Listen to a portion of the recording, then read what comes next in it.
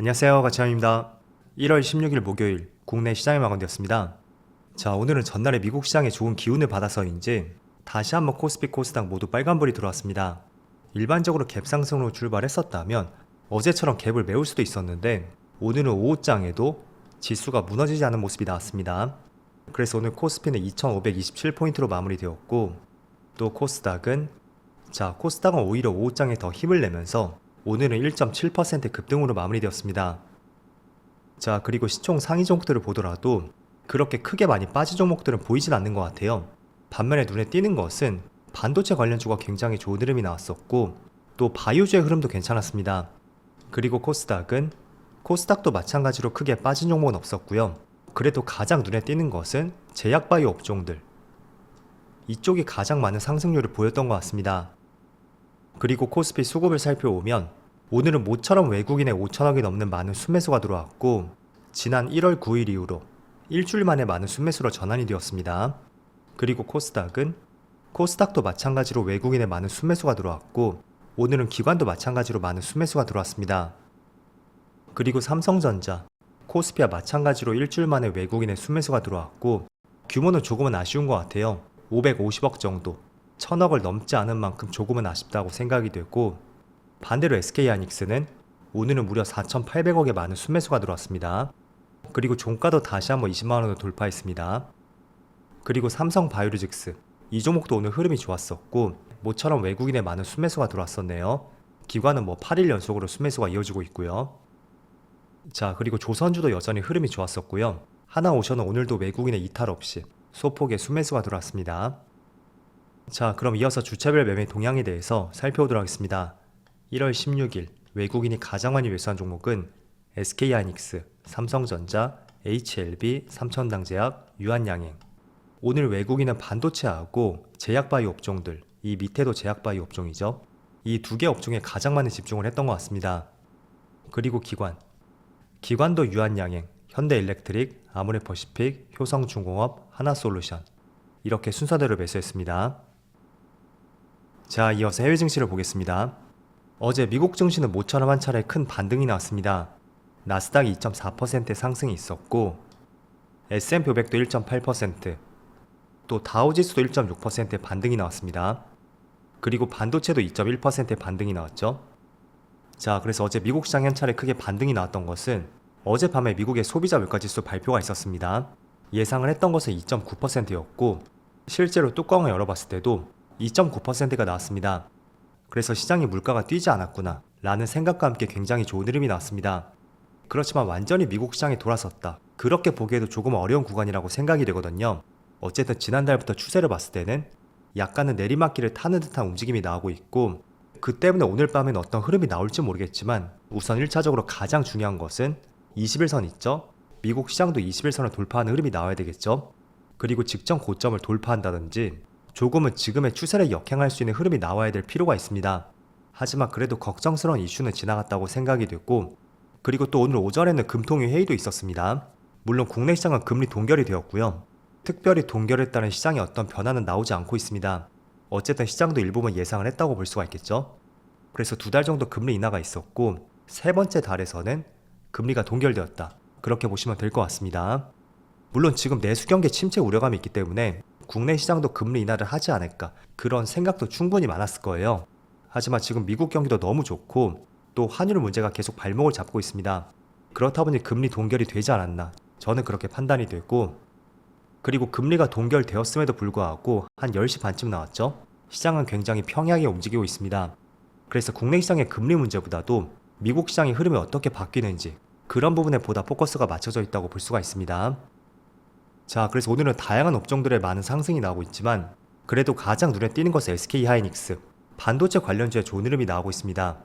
자, 일단은 일봉상으로 보더라도 제가 추세를 굉장히 많이 강조해 드렸을 거예요. 비록 미국 시장의 흐름이 최근에 좋진 않지만 한 6개월간 이어졌던 이 추세를 역행하는 장대 양봉이 나왔을 때 그때 반도체 관련주를 집중적으로 보자고 말씀드렸습니다. 그리고 만약에 한 차례 눌린다면 18만원 근처까지도 눌릴 가능성도 생각을 해보면서 N자형 패턴을 기대해보자 라는 취지로 말씀드렸습니다. 그리고 다행히도 오늘 굉장히 좋은 흐름이 나오고 있는데 저는 지금 고점 박스권대 있잖아요. 여기서 지금 움직임이 확실하게 나오진 않고 있습니다. 하지만 확연하게 돌파하는 흐름이 나온다면 직전 고점 24~25만원 정도? 거기까지도 한 차례 기대를 해볼 수 있는 흐름이 나올 수 있다고 생각이 되고, 또 제가 왜 하이닉스를 강조해 드렸었는지 이런 부분에 한번 집중을 해보시면 좋을 것 같습니다. 여러분들이 재료를 깊이 이해하지 못해도 상관이 없어요. 일단은 장기간의 추세 있죠? 그 추세를 역행하는 움직임이 나왔다면 그게 상승 쪽이던 하락 쪽이던 그때는 주목하거나 집중할 필요가 반드시 있습니다. 그래서 지금 하이닉스는 상승 쪽으로 추세가 반전되었고 그런 부분을 말씀드렸던 것이고요. 자, 만약에 하이닉스가 반대로 움직였었다면 제가 차트를 돌려보겠습니다. 이때도 마찬가지의 흐름을 적용시켜 볼 수가 있겠죠. 저점끼리 연결해서 하나의 추세가 형성이 되었습니다. 그런데 그 저점을 깨는 장대 음봉이 나왔죠. 그럼 이제부터는 정말 조심해야 된다는 것을 생각해 볼 수가 있습니다. 그래서 짧은 추세가 아니고 최소한 6개월 이상, 길면 길수록 좋겠죠. 그 추세가 어떻게 변화하는지 이런 부분을 중요하게 보시면 좋을 것 같습니다.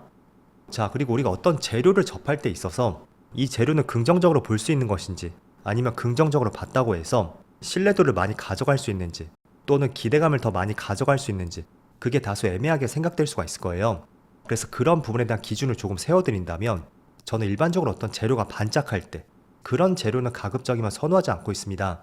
대표적으로 최근 예시로 보면 독감 환자 증가, 그에 따른 관련주라든지 또는 간헐적으로 발생이 되는 조류 독감, 구제역, 그에 따른 치료제 관련주도 있습니다. 그리고 봄철의 황사나 미세먼지, 또 그에 따른 마스크 관련주라든지 공기청정기 관련주가 될 수 있을 거예요. 그리고 여름철 이상 고온이라든지 또는 겨울철의 한파나 폭설, 그런 것들이 발생이 되었을 때 또 관련주가 있을 겁니다. 하지만 이런 식으로 하나의 테마가 형성이 되었고 만약에 또 많은 거래대금에 실렸다고 해도, 자, 대표적으로 최근에 수젠텍이에요. 최근에 독감 환자가 많이 발생이 되고 있고 그에 따라 진단키트 쪽에서 관심을 받았었고 또 주가도 한 차례 반등이 나왔습니다.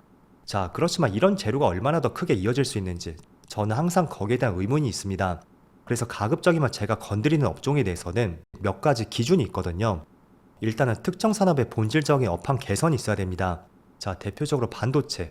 조금 전 이슈처럼 반짝 주목을 받는 것이 아니고요. 산업의 구조적인 변화가 예상이 될 때 비로소 그런 업종에 대한 관심을 가져올 수가 있고, 또 실제로 기관과 외국인의 수급이라든지 또는 재료의 연속성, 그런 것도 충분히 기대감을 가져볼 수가 있습니다. 그래서 어떤 특정 테마로 바람이 불 때 그런 업종들을 공략하지 마시고요.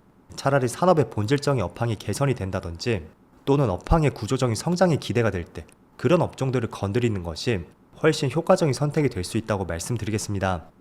자, 그래서 반도체는 연초에 조금은 기대를 해볼 수 있는 재료가 조금 생겼다고 할 수가 있고, 또 유리기판 관련주도 아직까지는 유리기판에 대한 실적이 명확하게 나오진 않았습니다.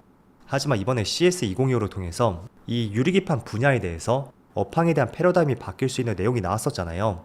그래서 그런 재료들을 기반으로 해서 한번 관심을 가져볼 수 있는 재료라고 생각이 됐고, 또 어제 말씀을 드렸었던 로봇 관련주들 그리고 자율주행 쪽, 이쪽도 충분히 관심을 가져볼 수가 있습니다.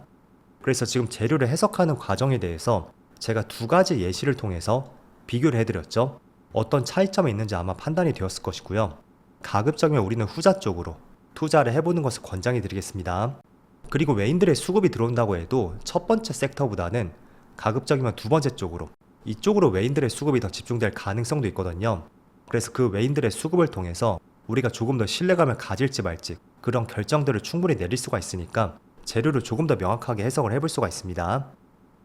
자, 그리고는 하이닉스가 굉장히 좋은 흐름이 나오고 있는데 또 한 가지 주목해 볼 수 있는 이슈가 있었습니다. 엔비디아의 HBM4를 조기 공급할 것이라는 굉장히 긍정적인 뉴스가 나왔습니다. 그래서 6월쯤에 샘플을 출하하고 10월부터 양산할 것이다 라는 전망이라고 할 수가 있는데, 일단은 계획대로 될지 모르겠습니다. 하지만 계획대로 진행이 된다면 한 1, 2분기 정도 계획이 앞당겨지는 것이라고 볼 수가 있거든요. 그래서 개인적으로 코스피 코스닥의 반등을 위해서라도 저는 반도체 업황의 주가 개선이 꼭 필요하다고 생각이 됐고, 그런 관점에서 아무리 최근에 삼성전자의 흐름이 좋지 않다고 해도 어쨌든 하이닉스를 중심으로 해서 반도체 관련주가 좋은 흐름이 나올 수 있기를 진심으로 바라보겠습니다. 자, 그래서 오늘 시장을 정리해서 보면 전반적으로 반도체 관련주의 좋은 흐름이 나오고 있고요. 또 코스피 상위 종목 내에서는 바이오주의 흐름도 괜찮은 것 같습니다. 삼성 바이오로직스는 100만원을 찍고 나서 90만원 초반대까지 밀렸었죠. 하지만 쌍봉을 만들고 직전 박스권 고점, 이 고점을 돌파하면서 다시 한번 직전 고점을 향해 나아가고 있습니다.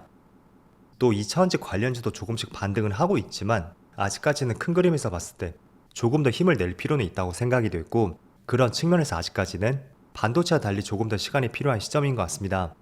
하지만 오랜 기간 눌렸다는 것이 올해는 달라지지 않을까 라는 기대감을 충분히 가져볼 수는 있습니다. 자, 일단은 코스피도 하나의 추세로 본다면 지난 7월부터 명확한 추세가 하나 보일 거예요. 그 추세를 지금 돌파하는 흐름이 연초부터 나왔었거든요. 여기죠. 그래서 하이닉스와 조금은 닮아있는 흐름이 나오고 있고, 때문에 이런 추세가 반전된 것을 보면서 올해는 본격적인 추세 반등이 나올 수 있는 한 해가 될 수 있기를 진심으로 기원해 보겠습니다. 자, 그럼 굉장히 쌀쌀한 날씨에 오늘도 고생 많으셨고요. 저는 내일 영상에서 다시 찾아뵙도록 하겠습니다. 모두 즐거운 저녁 되세요. 감사합니다.